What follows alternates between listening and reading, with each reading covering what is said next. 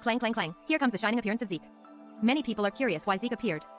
But why didn't they recognize each other with Shirley? Did the screenwriter drink fake alcohol again? In fact, the ingenuity of the plot design can be seen here. Zeke never saw Shirley from beginning to end. And Shirley could only see a back view at most. This is when Zeke appeared. The position of the protagonist and Shirley. You can see that the road behind them comes from a cave. The location is on the left front side of the star steel. I found this location in the game. It can be seen that the visibility is not good at this location, because it is too far to the left. This results in a limited visible range. And Zeke's position is exactly on the left side in front of the doorway. This creates a blind spot in the field of vision. Even if it can be seen, it is only a blurry half body. It is not enough to recognize who the other person is at all. But TOF did more than just that to avoid recognition. In order to make this missed plot seem natural, it can be said that it is interlocking and layered layout. The initial plot designed a teleportation problem. The advanced team was divided into two parts. Sirius, Rubilia. Lon were directly thrown into the upper battlefield. Lon knows Zeke. Sirius and Rubilia don't know Zeke even if they see him. The protagonist and Shirley were thrown down the mountain. At this time, even if Zeke is active in the upper battlefield, no one will pay attention to him. When we arrived at the battlefield under the leadership of Liuhua, Nanine makes her appearance. Zeke and the female sword immortal charged to the front line. And they have opened up the distance between us in the rear, in order to further separate the battlefields on both sides. The plot designed a scene where Liuhua failed to pass through the front line. This also completely cut off the possibility of the protagonist and Shirley breaking through to the front line. In this situation, it is only possible for Zeke to actively discover the protagonist Shirley. But regardless of whether he has amnesia or not, his position during the battle alone makes it impossible. Nanine is the leader of darkness. Her strength should not be underestimated. Zeke definitely won't be distracted to pay attention to the situation behind him during the battle. He first chopped down a dark wretch. Then, due to a dodge, he performed a backflip. Throughout the process, he almost always had his back facing the battlefield behind him. Next, Nanine escaped. Zeke and the female sword immortal chased after her. At this time, they were also heading towards the sealed land. Still, they had their backs facing the battlefield behind them throughout the journey. The last words spoken before leaving were also from the female sword immortal. I'll leave it to you, Lon. It can be said that Zeke's presence was not exposed at all. In this cleverly designed situation, the misunderstanding between both sides became understandable. Not to mention that the issue of the dark wretch in the rear has not been resolved yet. It's too difficult to recognize a person in such a chaotic situation. The problem has been clarified. Let's start over and take a look at the plot again. Back to Inars. Learned that Kanro has returned. And he has also fixed a temporal and spatial anchor point. Due to the appearance of temporal and spatial turbulence in the plot, we were thrown into the battlefield as a result. In fact, if nothing unexpected happens, we should have arrived directly at Ignisville Mansion without any detours. It's quite a coincidence, to be honest. Lon and Kanro went to the outside world to bring reinforcements. As a result, Vera's reinforcements were attacked by darkness as soon as they arrived. Lon also said that it was a deliberate and planned attack. It seems that Nanine's goal is to eliminate the outside reinforcements. This indicates that Ignisville Mansion is not a fully united organization. There must be a traitor who leaked our itinerary information. Otherwise, everything wouldn't have happened so coincidentally. Nanine is the previous generation's white tiger. It is not difficult to achieve this. But this also shows the people from the Domain 9 from the side. Not all of them believe in Ignisville Mansion. Some people will lose their loved ones in the battlefield. And blame all of this on the ruling power. Actually, this is not entirely unreasonable. The emergence of timestamp technology allows humanity to cope with the attacks of the darkness. But at the same time, it is also gradually destroying the Domain 9. Accelerated the breaking of the seal. This is the naked reality of the Domain 9.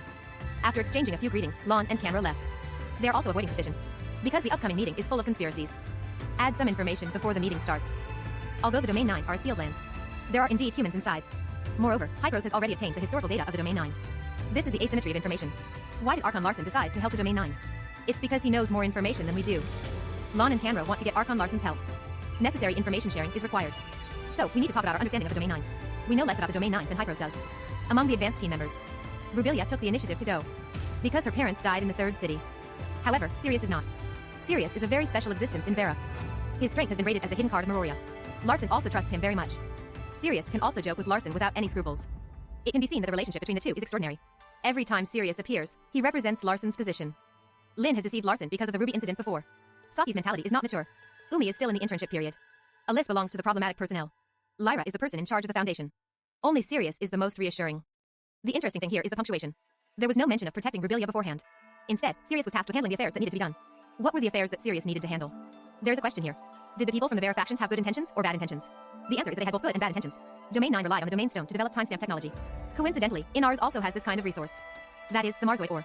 When you learn that someone else can use your resources to develop advanced technology, can you not be tempted? Hypros also wants this kind of technology. Not to mention that they have been researching time and space all along. The technology of the Domain 9 is what Hypros is most interested in. No wonder Sirius left us as soon as he arrived in the Domain 9. Apart from Archon Larson's calculations, and also Elric calculations. In theory, the discovery of the Domain 9 foot existence should make both the 7th District and the 9th District have the right to explore. Vera sent her trusted Sirius. However, the 9th District did not send a trusted person. I've always been curious. How does the 7th District feel about the 9th District? From the previous setting, the 9th District is the highest authority in Heijiad. The 7th District is a branch established in Vera by the headquarters personnel. Even now, Icarus still needs to report to the 9th District. It can be seen that the 9th District's status is higher than that of the 7th District. But will the 7th District really be willing to submit? The cataclysm was caused by the 9th District. Being able to maintain the previous relationship is already a great face-saving measure. Now there is an opportunity to make contact with advanced technology. Will the 7th District still give in easily? Judging from the result, no. The 7th District obviously wants to monopolize this opportunity. But Elric used an excuse that the 7th District could not refuse. That is, Shirley is going to find her brother. Archon Larson can come up with many reasons to stall the 9th District from sending people to the 9th domain. For example, to explore the path first. Vera also needs to use the excuse of meeting garrison troops. But the protagonist and Shirley are different. They owe a debt to Vera. As long as Elric has any clues about Zeke in the Domain 9, Larson won't be able to refuse to send us to the 9th domain. These clues may come from the data calculations of Franz and Claire.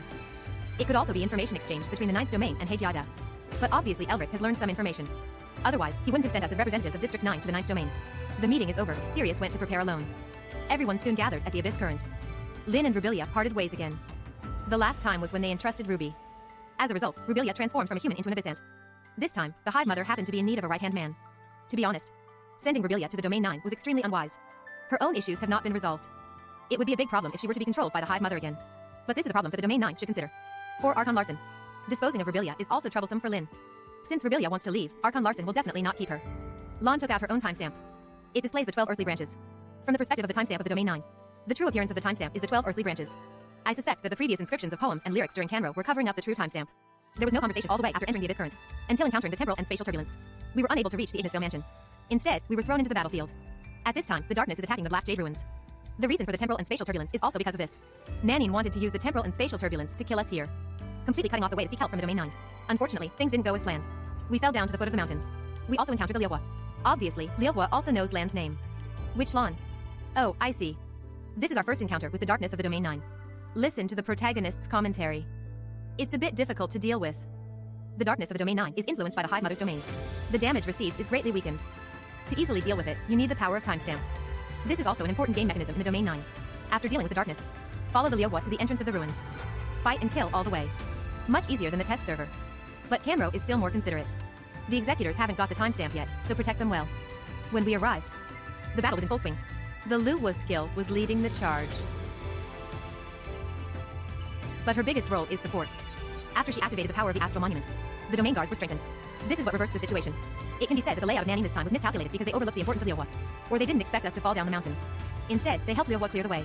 If Liuhua had arrived later, the outcome would have been unpredictable. Although Liuhua culture is often not up to date, but it is still very important. Long belongs to the type of leader who delegates tasks and responsibilities to others. Thanks to Liuhua, we are able to protect Ignisville. After defeating the enemy, the corpses on the ground are transformed into Dark Wretch. It can also be seen here that the strength of the Dark Wretch is quite strong. Although a single one is not enough to compete with Liuhua. But the combat power of a team can still hold it back. Nanine saw that the situation was over, so she gave up the attack. Next is to clean up the battlefield. Lon speculated that this was a long-planned operation. It seems that she also realized that the itinerary was exposed. Lon and Canro stay behind to clean up the mess. Send Liuhua to continue guiding us. On the way, we learned that the Domain 9 had been fighting against the darkness for decades. But the human development in the Domain 9 must have been more than just a few decades. The situation here is exactly the same as in Vera. Vera was disturbed by the mining of the Marzoid ore, which caused chaos in the confounding abyss. Let the gray space entity begin to revive. Similarly, the Domain 9 were also due to the mining of the domain energy. This caused the sealing power to weaken. The darkness only began to appear. They boarded the Dragonfly boat and arrived at the Ignisville mansion. Jiyu had been waiting for a long time. Mizu and Rubilia together are two enigmatic people. They briefly introduced the principle of the Celestial Gate. Then they mentioned our experience. They also guaranteed that this kind of thing would never happen again in the future. And indeed, that was the case. Subsequent teleportations were all directed to the Celestial Gate. But it also indicates that this problem has existed for a long time. Nanine planned the attack through this loophole. Mizu mentioned the characteristics of timestamp. It can affect the stability of time and space. Doesn't it sound familiar? This is also a characteristic of the Omnium. The darkness of the Domain 9 is affected by the influence of the domain. It will significantly reduce the damage received. Only the timestamp can eliminate this influence. Later, Mizu arranged for Yulon to be responsible for the distribution of the timestamp. I would like to follow Mizu's orders. Note that Mizu's words here also include Rubilia and Sirius. Later, the dilemma faced by the Domain 9 was mentioned. Why does Xiaofeng repeatedly emphasize that the timestamp will destroy the Domain 9? That is the reason. The timestamp is indeed very powerful, but it relies on the power of the domains. And the seal also needs the power of the domains to maintain. This means that the more domains humans use, the weaker the seal will become. The more fatal reason is the existence of humans. If there were no humans in the Domain 9, the domain stones would not be mined, and the seal would be able to be maintained. But after humans mistakenly entered the Domain 9, they recklessly used the domain energy without restraint. As a result, the seal weakened. This allowed darkness to revive. It can be said that everything now is a result of the humans in the Domain 9 bringing it upon themselves. From this perspective, the humans in the Domain 9 themselves were a mistake. So, does nobody really know? Yes, there are many people who know. But what can be done about it? We can't just make the decision ourselves. Moreover, the problem has already arisen. Giving up the use of the domain power means there is no way to resist the darkness. Humanity will be extinct. But continuing to use the domain power. Once the domain power is depleted, the darkness will break the seal. Humanity will still be unable to escape death. This is the current predicament of the Domain 9. No matter how one chooses, it is a game of death. Therefore, Nanine chose another path. Humans who will destroy the Domain 9. After the destruction, everything will return to the starting point. The Domain 9 will be without humans. The domain stones will gradually recover. The seals will also be repaired and strengthened. The darkness will be sealed once again. But there is a problem that needs to be solved in this process. To achieve Nan Yin's idea, the darkness outside must be cleared in order to achieve Nan Yin's idea. This also means that Nan Yin's ending will be a tragedy. If she really succeeds, in the end, she can only choose to perish together with the darkness outside. Nan Yin chooses to do so. This also shows the horror of the darkness itself. This is mentioned in the Asking Heart Path. Even the mysterious person finds it difficult to handle. Until now, the quantity is still unknown. Can freely shuttle through time and space. Once this kind of existence is unsealed, it's not just one time and space that will be destroyed. Nan Yin chose to sacrifice the small for the sake of the big, abandoning the Domain 9 to save the other time and space. At this stage, it's difficult to say who is right or wrong.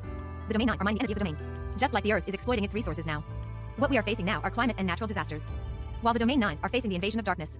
Both are the result of our own actions, but neither can be stopped. The setting of Tower of Fantasy is closely related to energy. The Omnium of Assyria has a dual nature as an energy source. In ours, on the other hand, represents the versatility of energy. The energy in the Domain 9 has almost no negative effects. However, its existence itself is a problem. Once it's mine, it is accounted for destruction. After me ends, Yulon is responsible for guiding Rebelia and Sirius. Liuhua is responsible for receiving us and Shirley. This also made it possible for Sirius to run away secretly. Mizu entrusted the distribution of the timestamp to Yulon. Now Yulon has gone to guide Sirius. It's not surprising that they can get the timestamp ahead of time. There is also a benefit to being with Yulon. You can obtain more information about the Domain 9. Although Liuhua is very hospitable. But in terms of information, it's not as good as Yulon's. All we heard from Liuhua was that the Black Jade ruins are sealed with darkness.